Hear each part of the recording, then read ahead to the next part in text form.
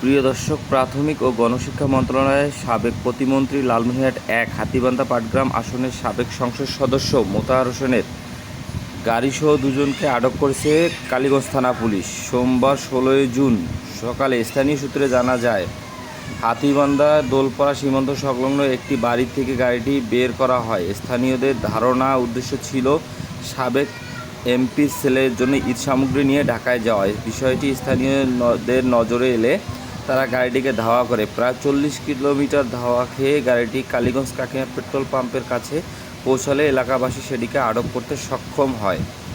খবর পেয়ে পুলিশ দ্রুত ঘটনাস্থলে পৌঁছালে গাড়িটি জব্দ করে এবং গাড়িটি থাকা চালক কাজল চন্দ্র রায় ও তার সহযোগী আজিজকে আটক করে। পরে দুজনকে কালীগঞ্জ থানা পুলিশ হেফাজতে রাখা হয়। এ বিষয়ে কালীগঞ্জ থানার ভারপ্রাপ্ত কর্মকর্তা ওসি সেলিম মালিক বলেন, ঊর্ধ্বতম কর্মকর্তার সঙ্গে কথা বলে প্রয়োজনীয় ব্যবস্থা গ্রহণ করা হবে।